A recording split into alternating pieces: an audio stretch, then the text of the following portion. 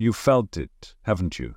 That subtle whisper in your chest that tells you there's more than this world of form, more than traffic bills aging and time ticking away. You've stared at the ceiling at night and wondered what happens when this life ends.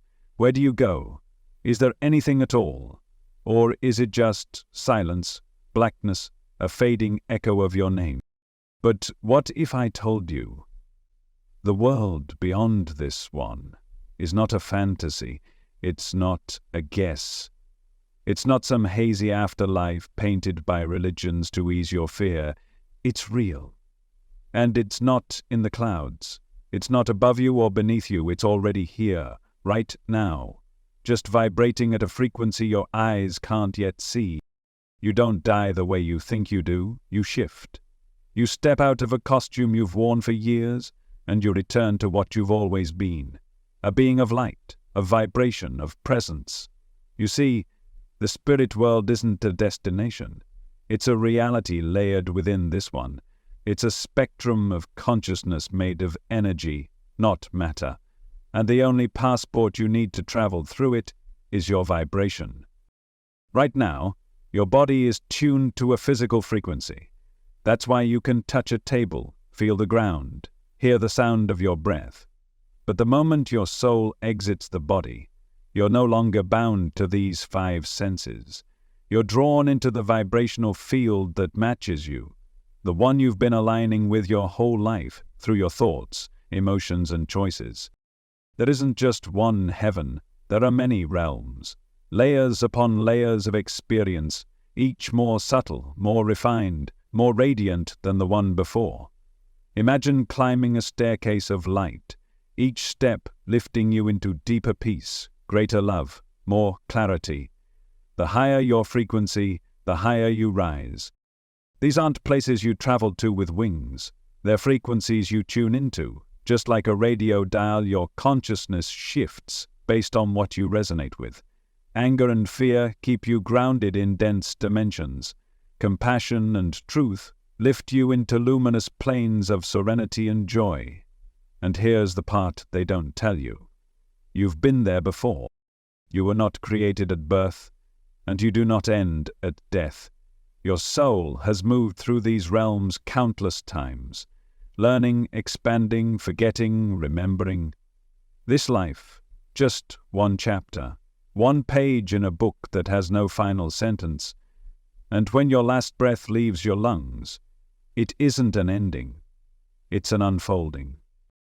The moment you transition, you're greeted by a presence, maybe familiar, maybe radiant. It's not always a person, but it feels like home. You're not judged, you're not punished, you're shown. Everything you've lived, every thought you've breathed, every action that rippled outward, and not through shame, through clarity. You feel what you made others feel. You see the threads you've woven, and then you understand, not with your mind, with your essence. And based on that vibration, you're drawn to the realm that reflects who you are. Not who you pretended to be, not who others believed you were, but your soul, stripped bare. Some return to gentle dimensions, places of rest, like golden meadows of healing light. Others feel pulled to levels of learning where teachers of luminous form help souls grow, evolve, and shed illusions. And some, those whose lives were rooted in distortion, cruelty, or fear, find themselves in dense states. Not hell, but realms where the soul confronts itself, where it chooses again how it wants to evolve. You are not assigned a place, you gravitate toward it. Like attracts like, always. And the beauty is, even in the densest realms, grace exists. No soul is condemned. Every being can rise, every spirit can heal. The laws of the soul are not laws of punishment, they are laws of resonance. You reap what you emit. Not because a force outside of you demands it, but because vibration always finds its mirror. Now here's the truth that will change your life. While you're still in this body, the spirit world is not waiting for you. It's here, now, all around you. Every time you feel the brush of intuition, every time you dream of someone long gone, every time a whisper rises in your heart in the silence. That's not your imagination, that's contact. That's alignment. The veil is thinner than you think. And what you align with today, the thoughts you hold, the emotions you fuel, the truths you ignore or embrace, these become your blueprint. You are shaping your afterlife with every heartbeat, not out of fear, but out of awareness. The soul is eternal, but its growth is not automatic.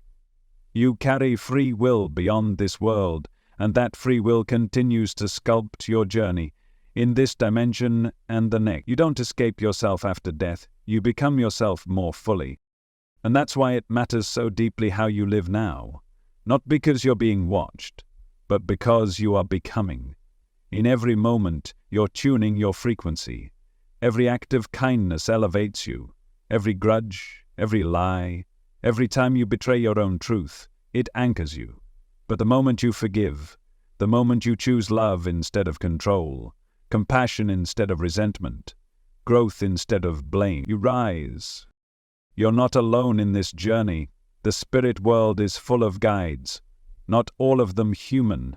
There are beings, luminous and ancient, who walk with you quietly, not to interfere, but to illuminate. And if you listen, really listen, you'll feel them. In your dreams, in your silence, in the stillness between thoughts. Your guides don't save you. They remind you who you are. And who you are is infinite.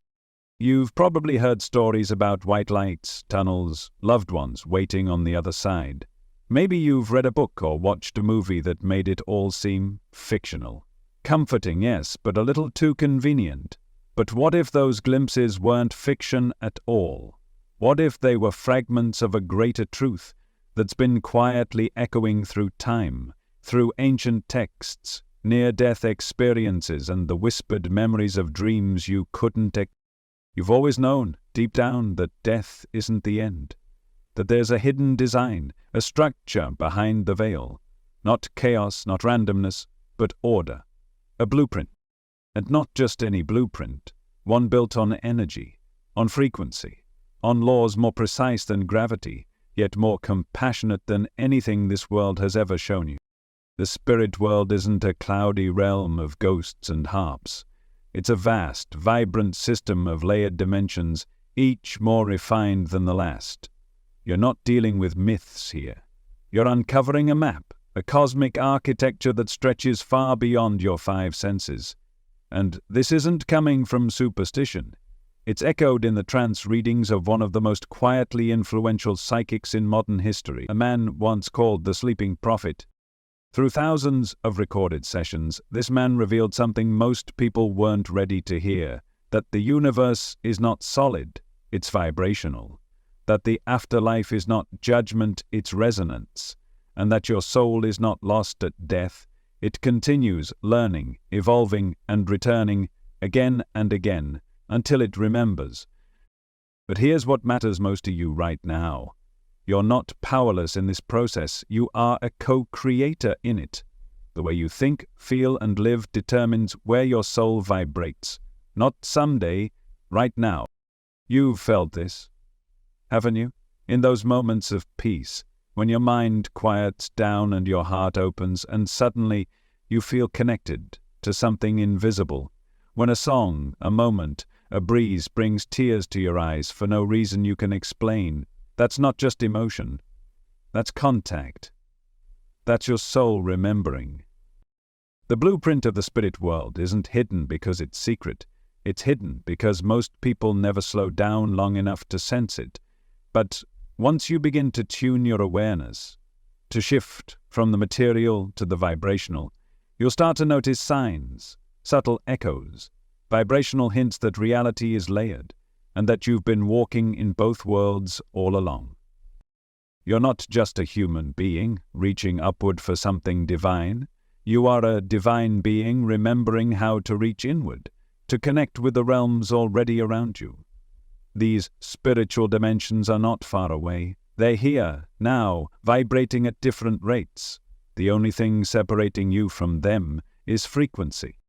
Just like a radio can only receive the station it's tuned into, your soul experiences only the plane it resonates with, and each plane Each level of the spirit world has its own laws, its own beings, its own lessons. They're not random, they're organized, structured, designed to reflect your inner world with terrifying clarity and astonishing love. When you pass from this life, you don't go somewhere unfamiliar. You're drawn instantly to the realm that mirrors your frequency. It's not a punishment. It's not even a reward. It's a match. That's the most liberating and humbling truth you'll ever hear. You can't fake your vibration. And that's why knowing this blueprint changes everything. Because the more conscious you are of how this vibrational system works, the more power you have to evolve within it. And evolution isn't just something that happens after death. It's happening right now. Every time you forgive, your frequency shifts. Every time you speak truth, your vibration sharpens. Every time you choose love over fear, even when it hurts, you rise. But don't be fooled. Rising isn't always comfortable. You've probably already noticed that the higher your awareness climbs, the more sensitive you become. You start to feel people's energy. You sense when a space is heavy. You can't watch certain things anymore. You don't enjoy the same conversations. That's not weakness. That's calibration. Your soul is attuning to a finer vibration, one that matches where it's headed. And when your physical life ends, and it will eventually, you don't lose yourself. You shed what was temporary and awaken in what is eternal. And the place you awaken in will not be foreign. It will feel like truth, like home. There's more than one layer beyond this life, more than one heaven. These realms are not just symbolic. They're functional, just as this physical world has dimensions, height, width, depth. The spirit world has its own set of dimensions, realms of learning, realms of rest, realms of light, and realms where unhealed energy goes to transform. You're not going to float in clouds for eternity, you're going to continue growing. This is the spiritual architecture. It's not linear, it's circular, rhythmic, vibrational, a sacred system designed not to judge you but to reflect you, to mirror your consciousness back to you with incredible precision. And it's already in motion. Right now, you're living in the physical plane, the densest vibration, but it's not the lowest. It's the most dynamic, the most challenging, the most catalytic. That's why souls keep returning here. Earth isn't punishment, it's opportunity. Here you have contrast, choice, emotion, pain, beauty, duality. It's like spiritual boot camp.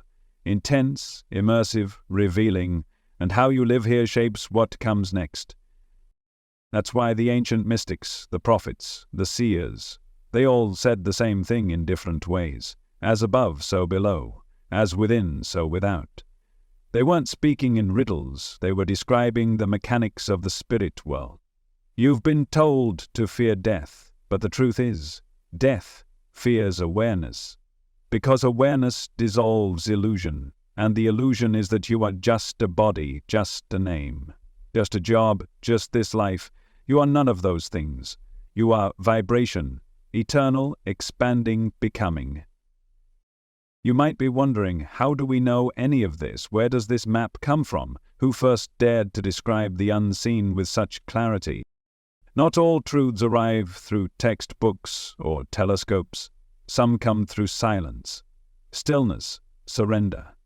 Decades ago there lived a man who could close his eyes, slow his breath, and drift into something deeper than sleep. In that state his voice would change, his body would relax, and what came through him were answers, not his opinions, but insights far beyond his education, far beyond his conscious understanding. They called him the sleeping prophet, and through thousands of documented sessions while in trance he described not only the conditions of health and the origin of illness, but the journey of the soul, the realms beyond death, the structure of spiritual evolution. He described the afterlife not as myth, but as a system, elegant, layered, vibrational. He wasn't born in a monastery. He didn't dress like a mystic. He was a humble man from Kentucky, soft-spoken, devout. His only wish was to help people heal. But when he surrendered his waking mind, something extraordinary happened. He tapped into a dimension most never touch in a lifetime. The super-conscious mind, a place where all souls are known, all truths are recorded, and the illusion of separation dissolves completely. And what he saw there confirmed what the ancient sages had whispered for millennia, that life is a classroom, that death is not final, that spirit is eternal, and that we're not here by accident. He didn't want fame. In fact, many of his early readings were given reluctantly. But when they helped others, when people healed, found peace, felt guided, he agreed to continue. And over time, a body of work formed, thousands of readings, each one documented, catalogued, studied. These weren't vague riddles. They were specific, precise, personal, and yet woven through them all was a cosmic pattern, a deeper truth that applies to you, me, every soul that's ever walked this earth. The idea that the spirit world is not a mystery, but a mirror. That the soul's journey is not chaos, but curriculum. That there are laws, spiritual laws, as real as gravity, guiding our return home. And from this work something beautiful grew, a legacy. Not just words, but a movement. A space of learning and exploration where people could ask deeper questions and begin to remember who they really are. Today his teachings live on through an organization known as the Association for Research and Enlightenment, a quiet sanctuary where seekers from all over the world come to learn about the soul, the spirit world, and the vibrational nature of reality. But here's what matters most. None of this asks for your belief. It only asks for your curiosity. You don't have to believe in prophecy or psychic abilities. You only have to feel the truth in your bones, that this life isn't the whole picture, that there's something more, and that this something isn't outside of you, it's within you. What made this man's work so powerful wasn't just what he said, it was how he accessed it. He didn't guess. He surrendered. He didn't theorize. He tuned in. And the place he tuned into is the same field you're a part of. Right now. The difference isn't access. It's awareness. He called it the Akashic Records, a vibrational library where the story of every soul is etched not in ink, but in energy. And in that sacred space he found answers, descriptions, patterns, timelines. He spoke of realms where souls gather after death, of luminous beings who guide with love, of dimensions so refined they make this world feel like a dream. And yet he never claimed to be special. He said again and again, we all have this connection. Every soul has access to higher truth if we learn to listen. That's what made his work timeless. Not the man himself, but the mirror he held up to the rest of us. Because the deeper message wasn't, look what I can see. It was, this is where you come from too. This is what you're made of. And this is where you're going. You may never close your eyes and channel information from the other side. You may never speak in trance or scan the Akashic field. But you've already felt it in your quiet moments, when the noise dies down and something deeper moves through you. A knowing, a memory, a voice that isn't made of words, yet speaks directly to your heart. That's the same current he tapped into, and it's the same current calling you now. Because the spirit world isn't exclusive. It isn't for prophets or priests. It's your birthright, your true home. And understanding its structure, understanding how it works, that's not just spiritual trivia. It's the key to everything. When you know how the afterlife works, you live differently. You forgive faster. You let go more easily. You begin to trust the process, not because it's easy, but because it's divine.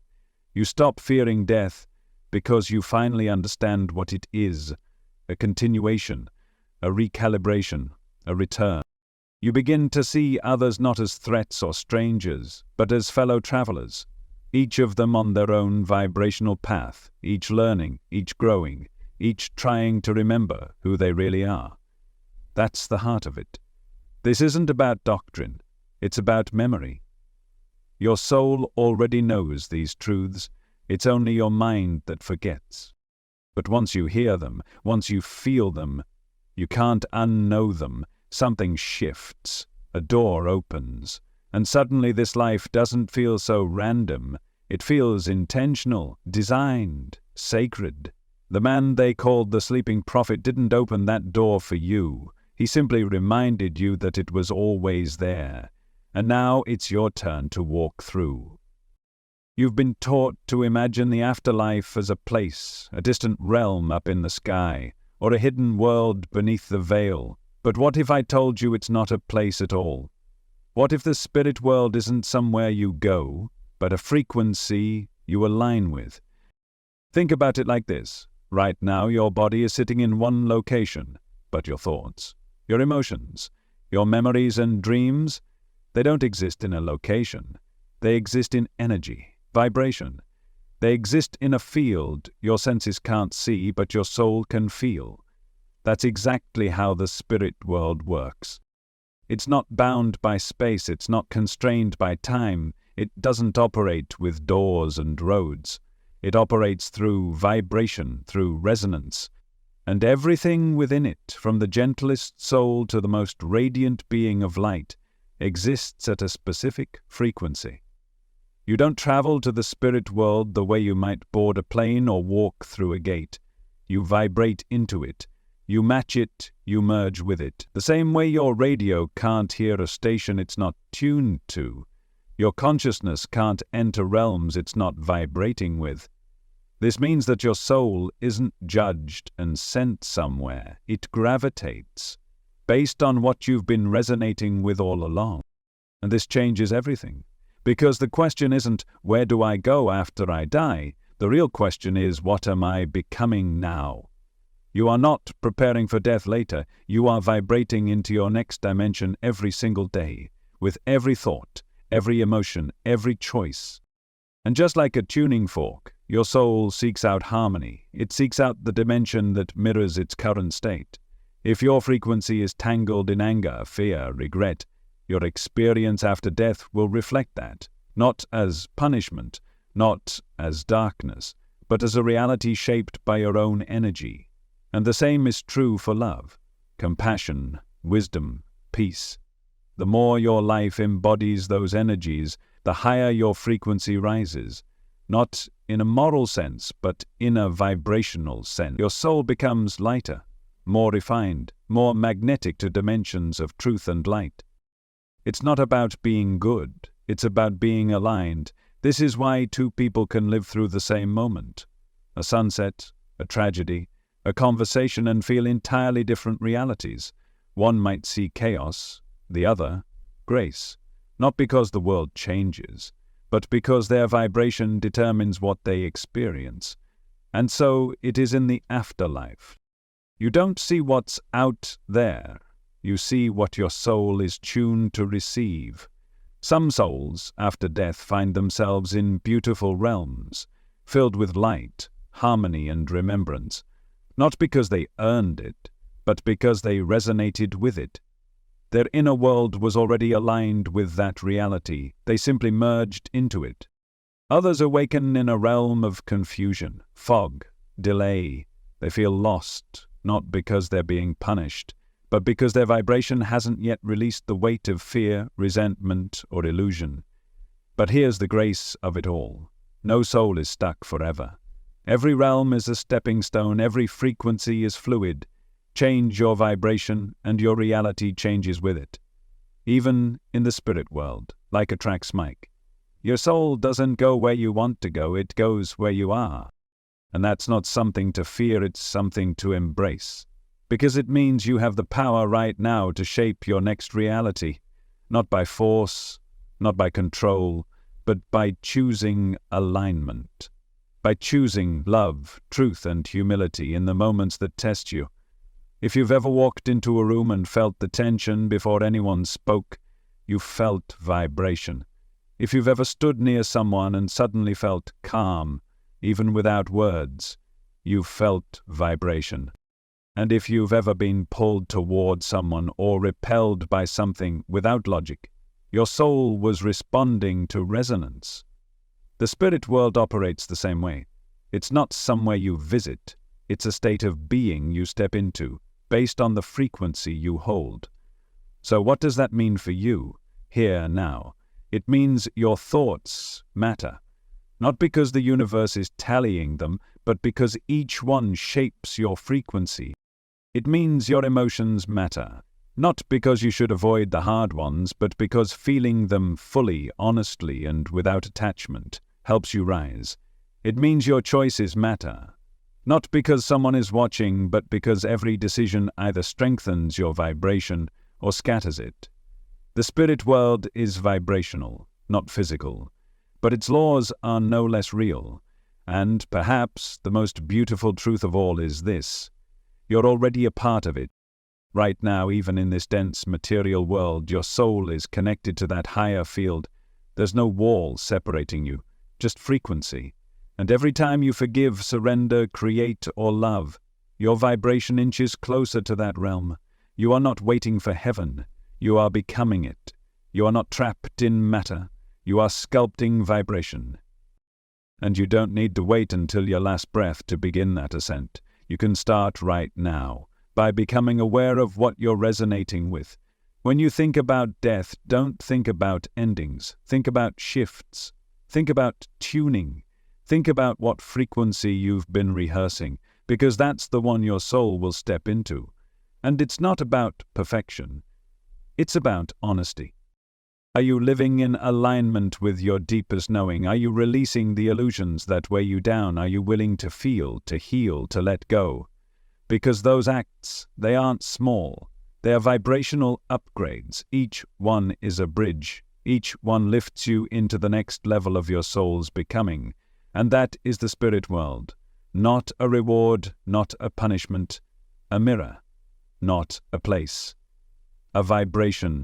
What if the afterlife wasn't a single place, but a series of dimensions? A sacred sequence of vibrational realms, each more refined, more expansive, more radiant than the one before. You don't enter the spirit world and stop. You ascend. You continue.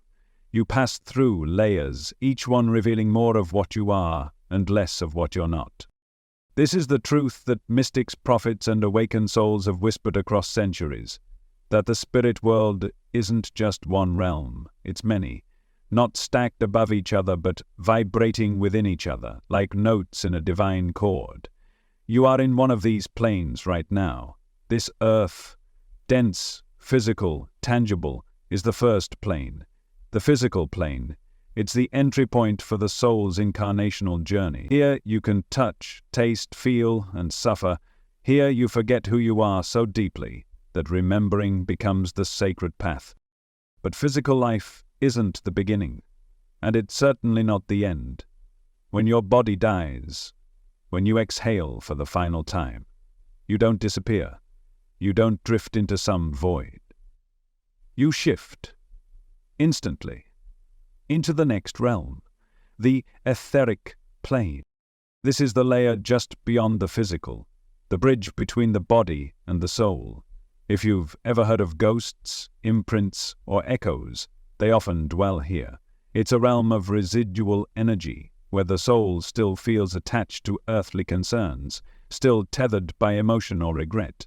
Some souls linger here, briefly, out of confusion, or habit, or fear. Others pass through quickly, like shedding a second skin. Then comes the astral plane. Here you awaken. Here you begin to remember. It is the dimension of dreams, of desires, of emotional energy. It's the most commonly reported realm in near-death experiences, where time dissolves and beauty unfolds in impossible ways. Colors you've never seen, sounds that feel like love, beings of light, guides, family. Here the soul is embraced, oriented, and gently shown the results of the life just lived, not in punishment but in illumination. In the astral, you feel your energy reflected back to you, not just what you did, but who you were being, the vibration you held, the ripples you created. It's here that many souls pause. Some rest, some heal, some review, choosing whether to return to physical life for another round of learning or whether they're ready to ascend even higher. Because above the astral is the mental plane. This isn't mental in the way you usually think of it. This is not about thought loops or overthinking. This is pure awareness. Consciousness operating without the weight of form or ego. In the mental plane, the soul begins to work with light, with intention, with creation itself. Here, energy becomes thought and thought becomes form. You may remember, at this level, how the universe is built, not from matter, but from frequency directed by consciousness. You begin to move as a being of will and clarity. You start assisting other souls. You begin to serve, to teach, to radiate. Some refer to this as the realm of wisdom, where the veil between individuality and unity becomes thinner, more transparent. And then the soul rises again, into the spiritual plane. Words can't hold what this realm is. But you can feel it even now, as a whisper in your chest when you love someone, with no expectation, when you weep at the beauty of a sunrise, when you forgive someone who never apologized. This is the realm of universal love, of wholeness, of true remembrance. Here, the soul is no longer fragmented. You begin to feel yourself not just as a drop, but as the ocean, not separate, but unified. This is where the deepest karmic ties dissolve, where light flows not from a source, but through everything. Every soul here feels both individual and collective, both a self and a cell within the divine. But even this is not the final ascent. Above the spiritual plane lies the celestial, the angelic realms. This is where radiant beings, sometimes called angels, sometimes called messengers, dwell. Souls who have evolved beyond individual incarnations and now serve as bridges between the divine and all other dimensions. Here, vibration is so refined that form becomes unnecessary.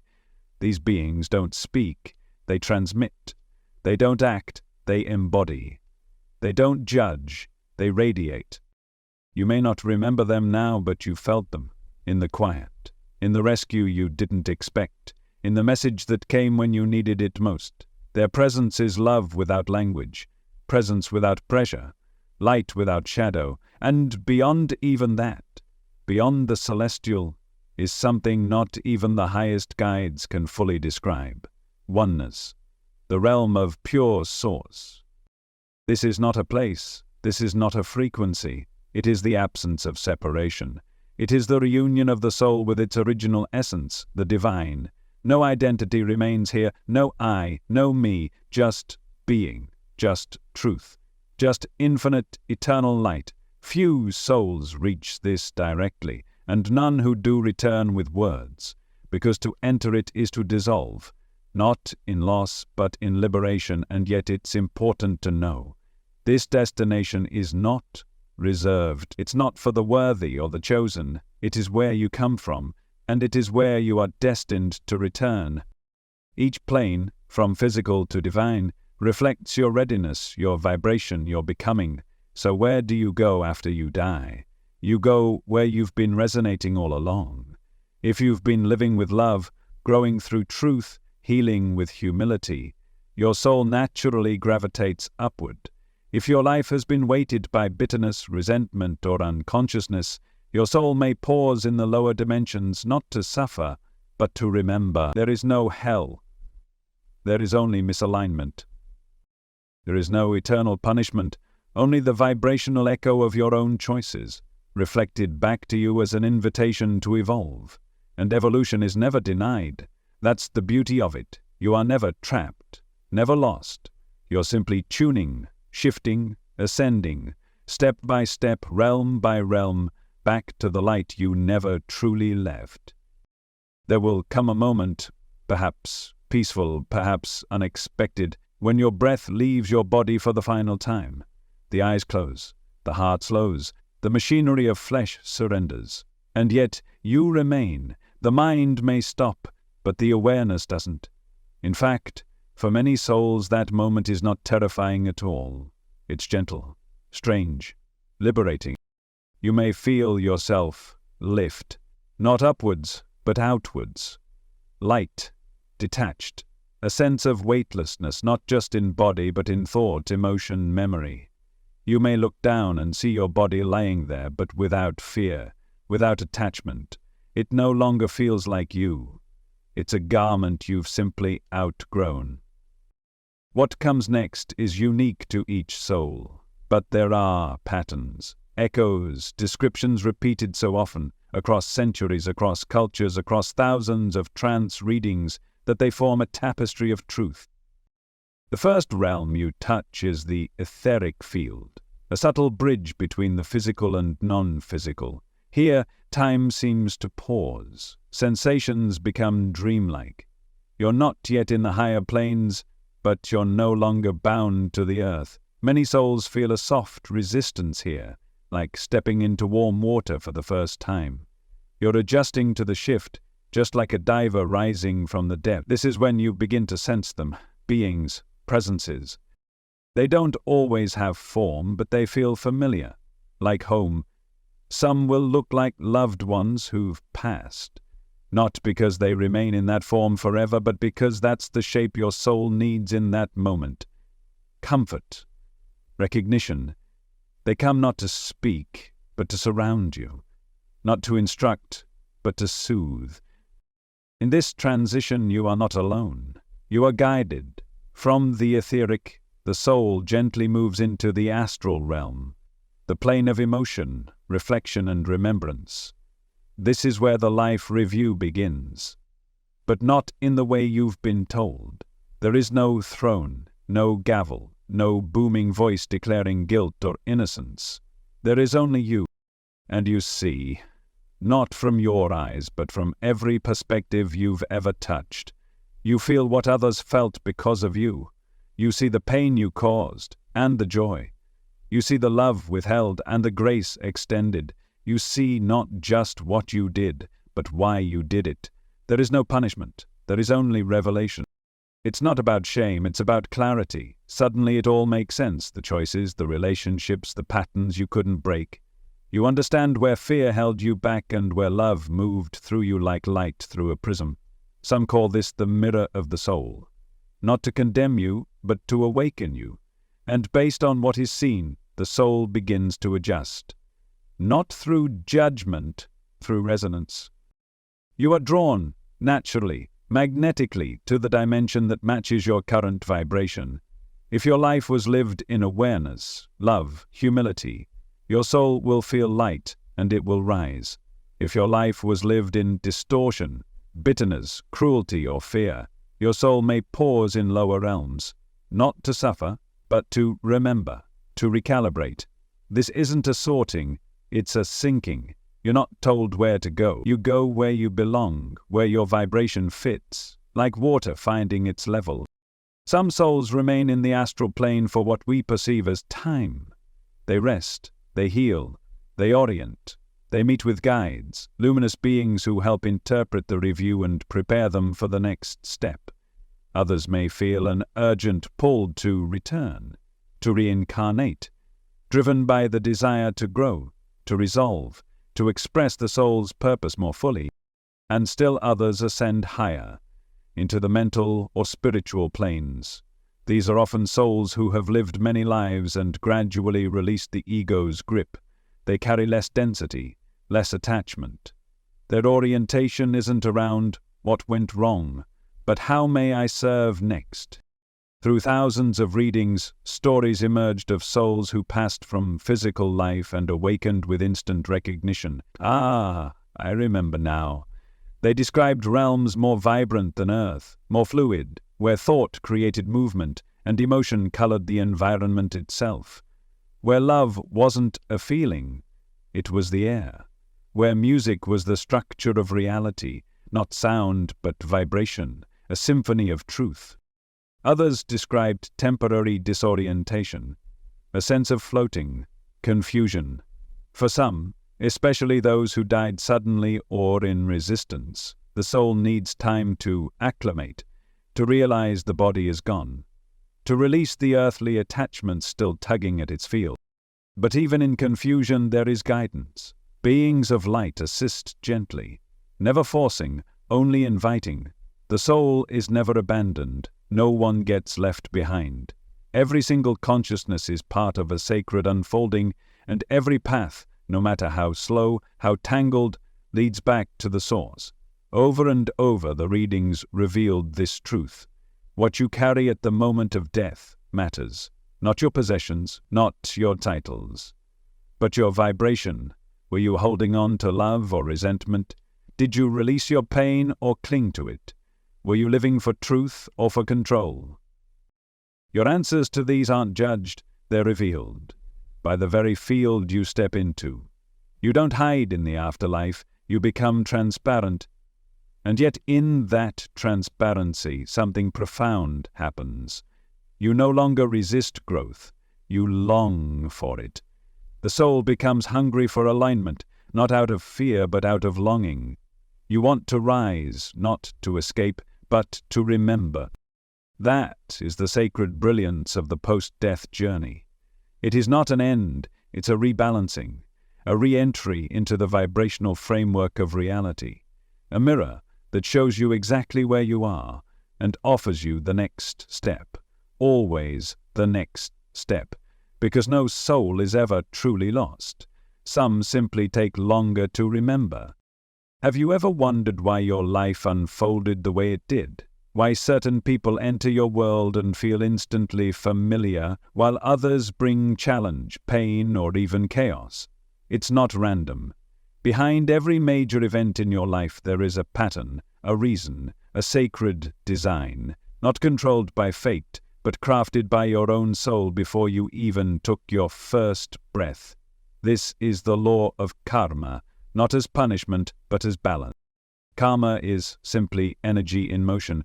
What you send out, in thought, emotion, intention, or deed, eventually returns.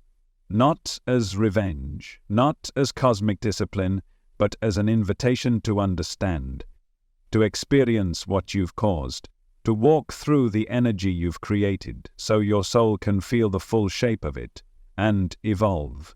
You've heard the phrase, you reap what you sow, but the deeper truth is, you grow from what. You're not trapped by your past, you're learning from it.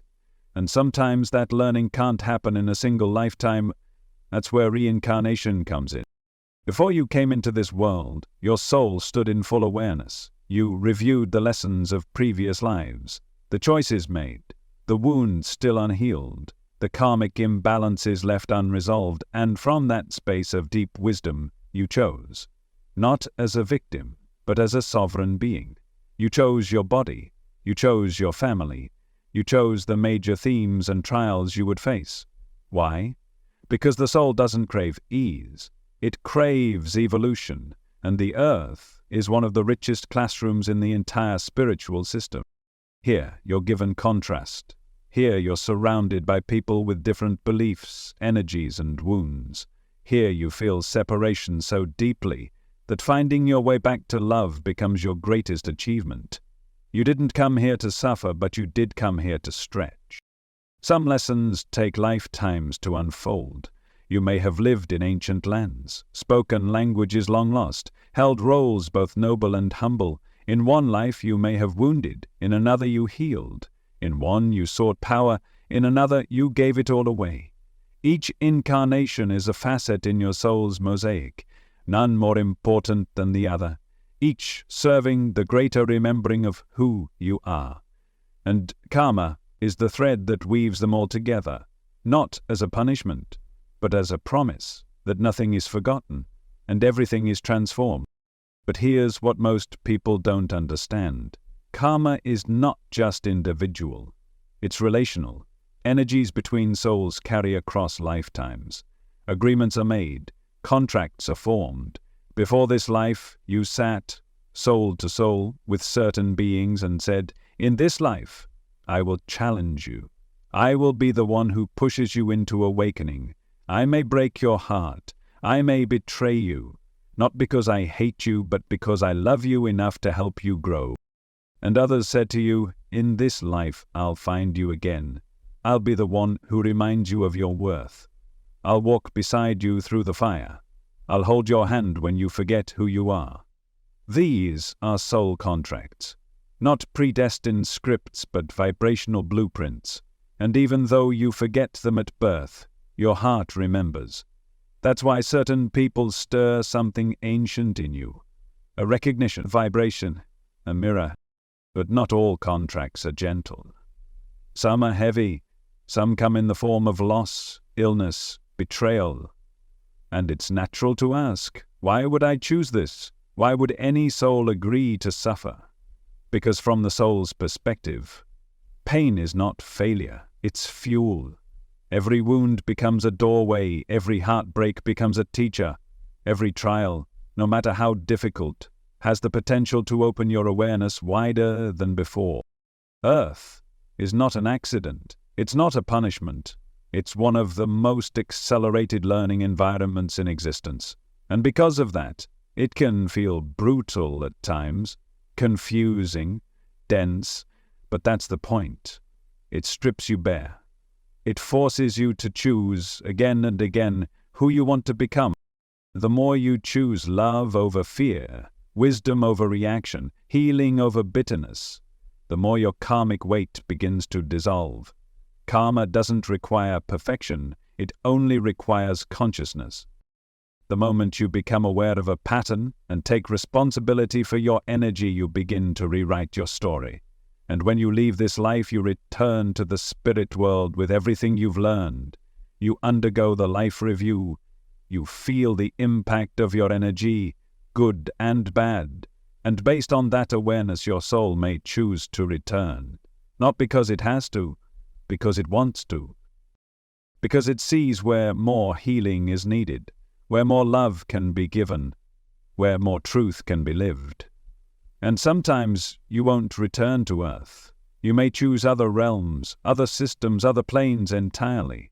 But the Earth, it's special, it's dense, it's sacred, and many souls return here again and again, not because they are bound, but because they are brave.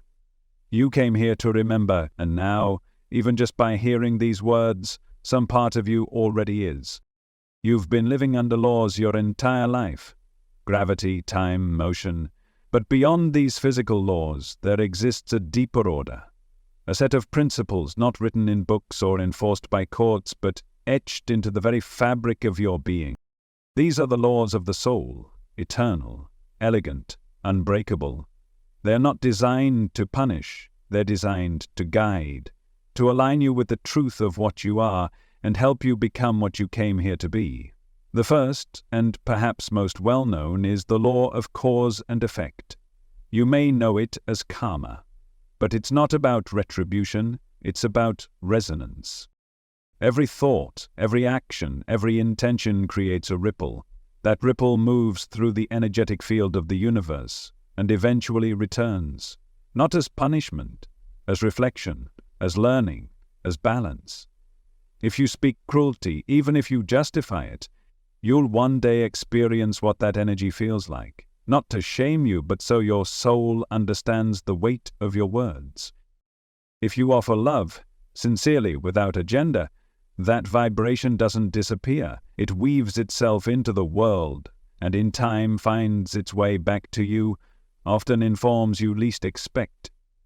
You're not judged by these laws, you're calibrated by them. They're not watching you, they're working through you. But here's the mystery that few understand. There's another law at play, one that transcends cause and effect when the heart is truly ready. It's called the law of grace. Grace is the divine override, not a loophole, a gift. It doesn't erase karma, it transforms it. It's what happens when the soul reaches a state of sincerity so deep, so humble, so open, that it invites divine healing into the very patterns it once created. You've felt moments of grace before, when you should have suffered but didn't, when peace came faster than logic could explain, when forgiveness arrived like a breeze even after deep pain. That wasn't luck, that was grace. Grace doesn't ignore cause and effect. It lifts you above it, not by magic but by love. And the more your soul evolves, the more grace becomes available, not as a reward, but as a natural result of your alignment. And that's where we arrive at the most sacred law of all, the law of one. This is the truth behind all truths, the foundation of every dimension, the remembering that there is no other. No matter how different, divided, distant, all beings are connected, all consciousness flows from the same source. Every act of cruelty is self-inflicted. Every gesture of kindness is self-healing. You are not a single drop, separate from the ocean. You are the ocean, remembering itself in the form of a drop. The law of one is the realization that every soul, no matter how dark or lost they may seem, is still part of the whole, still sacred, still on their way home. And once you begin to live from this truth, everything changes. You stop reacting, you begin responding, you stop condemning, you begin understanding, you stop fearing, you begin trusting, because now you see life, not as chaos, but as classroom, every person as teacher, every moment as curriculum, every challenge as a mirror of your own vibration. These laws, cause and effect, grace and oneness, govern not only the afterlife but this life. And that's the key most people miss. You don't wait until death to align with truth. You start now. Because now is the only time alignment is possible. When you speak truthfully, when you live gently, when you forgive without being asked, you're not just being good. You're attuning your soul to a higher field. You're preparing your next dimension now. You're shaping your future reality, moment by moment. And the beautiful irony? The more you align with these laws, the more free you become. Not controlled, not restricted, free. Because these aren't chains, they're currents. The more you resist them, the harder your path feels. The more you flow with them, the more effortless your growth becomes. Imagine being carried by a river instead of swimming against it. That's what happens when you align with spiritual law. You don't bypass pain, but you no longer suffer needlessly. You don't escape karma, but you begin transforming it into wisdom. And you don't fear others, because you recognize them as reflections of yourself in different stages of becoming. That's why awareness matters. That's why your choices, your energy, your honesty, they matter more than you know, because every moment of alignment brings you closer not to some distant paradise, but to the truth already inside of you. The soul doesn't need religion to evolve, it needs resonance. It needs courage to walk in truth when fear would be easier. It needs humility to release what no longer serves. And it needs remembrance of the laws, the design, the purpose that's been pulsing through your being since before your first breath. So ask yourself, not someday, but now, am I living in alignment? Is my life a reflection of my deepest knowing? Because the universe isn't waiting to judge you, it's waiting to match you. You've never been alone, not for a single breath, not for a single moment, even in your darkest hours, especially in those moments when you felt abandoned, forgotten, or invisible. You were being held. You may not have seen them, but you felt them. The subtle warmth in your chest during grief, the sudden calm before making a hard decision, the voice in your heart that said, "Go this way," when logic pointed the other. These were not coincidences. They were reminders. Surrounding you always are helpers, guides, and higher beings whose sole purpose is to assist your soul's journey. They are not here to control your path or make decisions for you. They are not intrusive. They do not violate free will. Instead, they whisper, they nudge, they offer signs, not to direct, but to support, as you remember who you truly are. Some of these beings have walked the earth before. They know what it means to suffer, to struggle, to choose love in the face of fear. Others have never incarnated. They operate from higher dimensions, as radiant intelligences whose presence feels like music without sound, light without shape, love without condition. In the ancient texts, they're called ministering spirits. In Casey's readings, they appear as helpers, beings assigned to each soul not to manipulate but to protect. Their presence is especially strong during transitions, birth, death, deep trauma, or moments of spiritual awakening. Some are with you from the moment you enter this world to the moment you leave it. Others come and go based on your soul's vibration and what you're ready to receive. But none are ever far. You may think you're alone in your growth, but in the spirit world, your evolution is a shared event. You're part of a soul family, a network of consciousness bound not by blood, but by purpose. And many members of that family chose to stay in the higher realms, to guide you from behind the scenes as you navigate this dimension. Their communication doesn't always sound like words.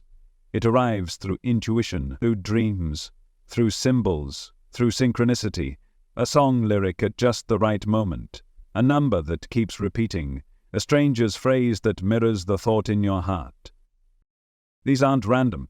They're answers to questions your soul has been asking, but to receive them, you have to slow down, tune in, create space, because spirit doesn't shout, it doesn't force, it waits for resonance, and when it feels your readiness, it responds. Some call them angels, some call them guardians, some simply feel their presence as light, pressure, warmth, or an inner knowing that says, "You're not doing this alone." And they aren't limited by religion. They aren't exclusive to the pure or the worthy. Every soul, no matter its past, no matter its path, is assigned help. It is law, divine law, and this help extends across dimensions. When you die, you're not met by a stranger. You're welcomed by the very beings who walked beside you in life, unseen but never absent. They help orient your soul. They offer comfort, reflection, and guidance on where to go next. They're not there to judge. They're there to translate the energy you've carried and show you the next step. Some beings have evolved far beyond the need for incarnation. These are the higher intelligences, or celestial messengers, who operate from realms of pure vibrational light. They serve not just individuals, but humanity as a whole. Their role is to support the evolution of consciousness across timelines, across civilizations. In moments of planetary crisis or transformation, these beings step forward, not always visibly, but vibrationally. They inspire great minds. They awaken dormant hearts. They infuse art, science, healing, and movement with divine intelligence. And when you open yourself, not through dogma, but through humility, they respond. Because spirit does not respond to force, it responds to invitation. Your guides cannot override your will, but they can offer clarity if you ask. They can offer healing if you're willing to receive, and they can walk beside you every step of the way, even when your path feels steep. There's a reason you've made it through so many storms. It wasn't luck. You've been surrounded all along. And here's the deeper truth. Your connection to these beings isn't one-sided. You are not just a student. You are a partner. As your vibration rises, as you live in greater alignment with your soul's truth, you begin to collaborate with the unseen. You become a channel for their energy, a conduit for divine will on earth. You begin to realize you are not just being helped. You are becoming a helper. There are souls right now, both on earth and in spirit, who will feel your energy like a lifeline, who will be lifted because you chose to heal, to awaken, to rise. That's the great chain of spiritual support. It's not vertical, it's circular, infinite. You are guided, and you will guide others, and in that mutual upliftment the whole universe expands. So if you've ever felt alone, speak, ask, listen. Your helpers don't need ceremony, they just need your openness. And once you feel them, truly feel them, you'll never walk the same again. You might be wondering, what's the point of all this knowledge if we still have to live here, in the physical world, with bills, heartbreak, noise, and struggle? Why spend time learning about planes of light, soul contracts, or vibrational dimensions? when tomorrow you still have to wake up, get dressed, and face another ordinary day? Because once you understand what happens after death, it changes how you live before it. This isn't just knowledge for mystics, it's a mirror for your choices, right now. When you realize that your soul is not waiting for heaven, but building it through every decision, every emotion, every vibration you carry, you start to pay attention. You begin to notice your reactions, you feel your energy before you speak, you pause before judging someone, because now you see the karmic thread. You respond to challenges with just a little more compassion, because you know it's not just about what's happening, it's about who you're becoming. Understanding the spirit world doesn't detach you from earth, it roots you more deeply into your purpose. You came here for a reason. You are not a body waiting to expire. You are a soul choosing to evolve, and when you live like you know that, your life begins to shift. Suddenly, you don't crave approval in the same way. You don't chase the illusion of control. You don't collapse into fear every time life surprises you. Because you've seen the map behind the veil, you've felt the structure, the love, the logic, the luminous architecture of the universe, and it gives you strength. This knowledge matters because it reminds you nothing is wasted, not your pain, not your confusion, not even your mistakes. Everything you've lived, the tears, the triumphs, the waiting, the wondering, is part of a larger pattern that your soul chose to walk through because it knew the light you were capable of remembering. When you begin to live with this awareness, something subtle but powerful happens. You start vibrating differently. And this matters more than anything, because your vibration is the only passport your soul will ever need. You don't reach the higher realms by belief, you reach them by resonance. So when you choose truth over comfort, your frequency rises. When you sit with your pain instead of numbing it, your frequency rises. When you forgive without receiving an apology, your frequency rises. And over time, those moments of choice, small, quiet, private, begin to build a vibrational field around you, one that not only shapes your future, but ripples out into the people around you, into the collective, into dimensions you can't even see. This is how you prepare for the next realm, not by fearing death, but by mastering life, by showing up fully, by becoming aware of your energy, by aligning with love, not sentimentality, but the fierce, clear, honest kind of love that heals from the root. That kind of alignment can't be faked, it can't be forced, it can only be chosen again and again until it becomes your way of being, and the more you live in that field, the more grace begins to flow, not just after you die, but while you're still here. You'll start to feel help arriving faster, answers coming easier, guidance showing up more clearly, not because life is suddenly fixed, but because you're moving with the current now, not against it. You don't have to be perfect, you just have to be aligned. You don't need to know everything, you just need to be willing. Willing to live your truth, willing to heal, willing to evolve. And that willingness is enough to change your entire spiritual trajectory. One shift in vibration, one sincere choice made from love instead of fear, has the power to redirect lifetimes. So don't wait for death to start living consciously. Don't wait for the veil to lift before you begin asking what really matters. Because this is the test, this is the proving ground, not for your worth, that was never in question, but for your vibration. Every day, you're shaping your future dimension. Every conversation is a mirror. Every emotion is a signal. Every intention is a thread in the spiritual tapestry your soul is weaving, not just for the afterlife, but for the next lifetime and the ones after that. Because consciousness is cumulative, and every step you take toward truth is never lost. This is why it matters now, not someday, not later. No. Because the moment you live with spiritual awareness, you become a portal, a living link between this world and the next, a beam of remembrance for those still lost in the fog of forgetting. And the more you shine, the more others start to awaken too. It's not just about your journey anymore, It's about the light you'll leave behind. Of course, not everyone believes this. Not everyone accepts the idea of vibrational dimensions, spirit planes, or soul evolution. And that's okay. Skepticism isn't the enemy of truth. Sometimes it's the door to it. Edgar Cayce's work has been questioned for decades. How could a man with no medical training diagnose illnesses while asleep? How could someone access knowledge about the afterlife, Atlantis, or even souls between lives, simply by closing his eyes? To many it sounds impossible, to others irresponsible, and yet time has a way of revealing what ridicule once tried to bury. Cayce never claimed to be special.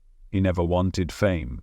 In fact, his readings often left him physically drained and spiritually humbled. He was a devout Christian, uncertain at times about what was coming through him, and yet the material, over 14,000 documented readings, flowed consistently, weaving together a model of reality that was centuries ahead of its time. Today, much of what was once dismissed as mystical nonsense is being mirrored in the language of modern spirituality and even science. You've heard of the law of attraction, the idea that your thoughts, your feelings, your energy field magnetize experiences toward you. Sound familiar? It's not just a TikTok trend, it's vibration, it's frequency. It's the same principle Cayce described, that like attracts like, not just in the afterlife but in life itself. Your consciousness is a tuning fork, and what you focus on, what you believe, what you feel, becomes the signal that shapes your reality. This idea, once relegated to spiritual shelves and esoteric corners, is now echoed in quantum theory. Quantum physics tells us that at the deepest level, reality isn't solid. It's energy, probability, vibration. Particles don't exist in fixed locations. They respond to observation, to intention, to interaction. In other words, the observer shapes the outcome. Consciousness influences reality. What mystics have said for millennia, that the outer world mirrors the inner, is now supported by cutting-edge science that continues to dissolve the boundaries between matter and mind. Even scientists studying near-death experiences, many of whom began as skeptics, have had to confront the data. Consistent patterns, conscious awareness during brain death, encounters with light beings, life reviews, feelings of overwhelming peace. How can so many people across cultures and religions report the same journey? They're not reading each other's minds. They're remembering something that was never truly forgotten. Modern psychology is even catching up. The rise of transpersonal therapy, past life regression and consciousness studies point to a collective shift, a recognition that you are not just a bundle of neurons reacting to stimuli, but a soul inhabiting a temporary form. And as this awareness spreads, Cayce's teachings feel less like prophecies and more like echoes. Echoes of a truth that's been waiting patiently for humanity to remember. You don't need to believe in everything he said. You don't have to accept every word, every prediction, every mystical detail. But feel the essence, the core of it, that you are more than your body, that the universe is vibrational, that your soul is eternal, evolving, and intimately woven into the fabric of something divine. These aren't just beliefs. They are coordinates, and the more you tune into them, the more your life begins to reflect them. Skepticism is healthy if it's honest, but there's a difference between healthy doubt and fearful denial. Ask yourself, what am I afraid of finding if I look deeper?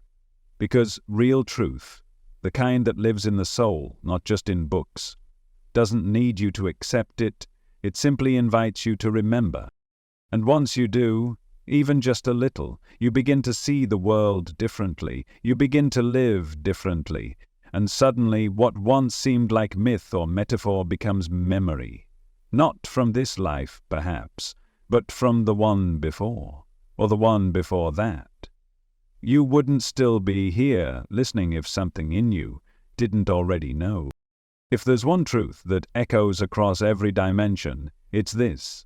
The spirit world is not some far-off place you enter after death. It's a mirror, and you're standing in it right now. Every thought, every feeling, every choice is reflected, not just in your future, but in the very structure of your soul's next reality. It's not about reward. It's not about punishment. It's about alignment. The spirit world doesn't judge who you were. It reveals what you are. It shows you the vibration you've cultivated, the frequency you've fed, the truth you've lived or avoided. And that's what determines where you go next. There is no eternal hell. There is no divine scoreboard. There is only resonance. The clearer your energy, the higher your soul ascends. The more distorted your vibration, the more the soul remains in realms that mirror that confusion until it remembers its way back to light. This isn't cruelty. This is law, a sacred, impartial law of alignment. The spirit world is vibrational symmetry, and that's why what you do now in this body, in this breath, is the most sacred spiritual act you'll ever commit to, because right now you are shaping what comes next. Right now you are writing the signature of your own afterlife. Not with dogma, with energy, with presence, with love. You see, death doesn't bring you clarity, it brings you yourself. It strips away the illusions, the defenses, the masks, and reveals the raw, unfiltered frequency of your soul. And that frequency decides your destination, not as reward, not as punishment, as reflection. So the question isn't what will happen when you die. The real question is, who are you becoming while you live? This is your mirror, your proving ground, your initiation. Every challenge is an opportunity to purify your field. Every act of forgiveness is a vibrational shift upward. Every moment of stillness, presence, or truth is a rehearsal for the higher realm. That's what Casey understood, that your afterlife isn't determined by what you believe, it's determined by what you embody. And here's the most extraordinary part. The spirit world isn't waiting for your death to begin revealing itself. It's already here. You've seen it in dreams. You've felt it in the space between thoughts. You've brushed against it in those moments of awe, wonder, surrender, when time faded and something timeless stirred inside you. That wasn't fantasy. That was memory. Your soul knows the way home. And now, so do you. The spirit world is not hidden, it's mirrored. In the quiet of your heart, in the choices you make when no one is watching, in the vibration you carry when you enter a room. You don't have to chase enlightenment. You don't have to earn your place in the higher planes.